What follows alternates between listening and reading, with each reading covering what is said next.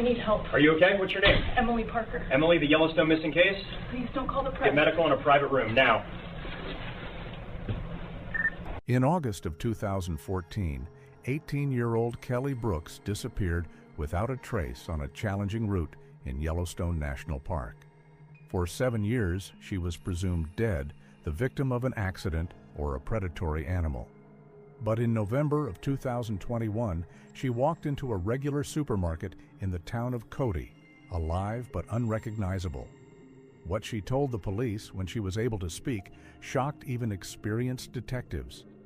Where she was for those 7 years and what happened to her, you will find out in this video. Enjoy. On August 12, 2014, a Tuesday, the sun rose over the northeastern part of Yellowstone National Park, promising another hot and cloudless day.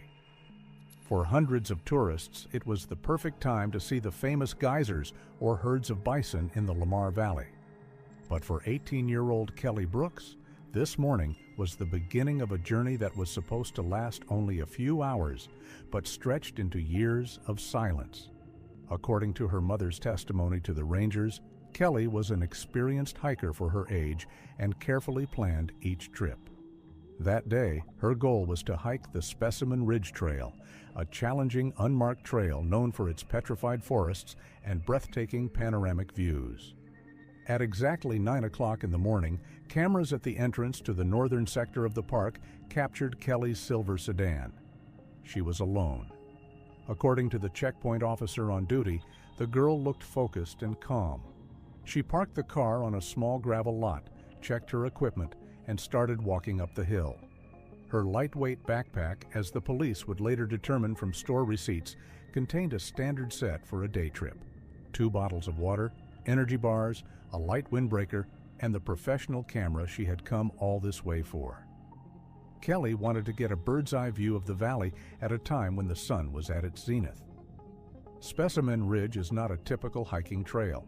There are no paved paths or clear signs at every turn. It's a wilderness area where you have to navigate by barely visible animal trails and visual markers on the horizon. At 11 o'clock 40 minutes, Kelly's mother's phone vibrated. "It's incredibly quiet here. The connection is going down." These were the last words Kelly sent to the outside world. Her mother replied almost instantly, asking her to be careful, but the message remained undelivered. As the sun began to set and Kelly did not return to the car or contact the checkpoint at 8 o'clock as agreed, her parents felt the first wave of panic. They knew their daughter never broke her schedule without warning.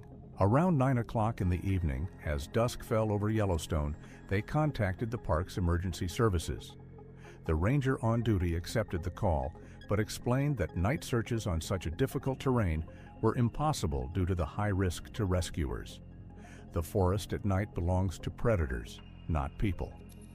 The search operation started the next morning, August 13th, at 5 o'clock 30 minutes. The scale was unprecedented for that season. A helicopter equipped with thermal imagers capable of detecting human body heat even through dense undergrowth was sent into the sky. On the ground, dog teams and horse patrols worked to go where equipment was powerless. The main problem was that Spaceman Ridge is an open space where the wind constantly changes direction, breaking up the scent trail. The dogs circled in place, unable to pick up a clear vector of the girl's movement.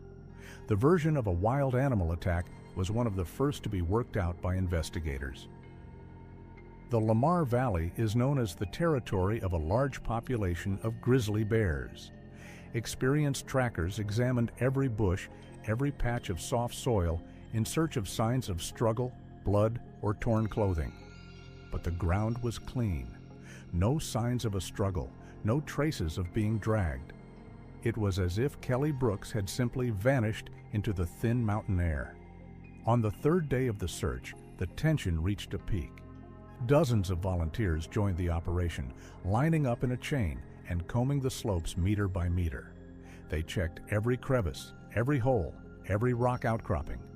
According to the coordinator of the search team, they were working in a state of extreme exhaustion, but kept going, hoping to find the girl injured, but alive. The heat during the day was followed by a sharp cold at night, which reduced the chances of survival with each passing hour. The breakthrough, which turned out to be the only one and painful, happened on the 5th day. A group of volunteers descending into a deep rocky gorge 2 miles from Kelly's intended route noticed a small black object stuck between 2 boulders. It was a plastic camera lens cap. Kelly's father recognized it immediately. There was a small marker on the inside, which his daughter had varnished to prevent her from losing the item. The discovery gave hope, but also raised even more questions.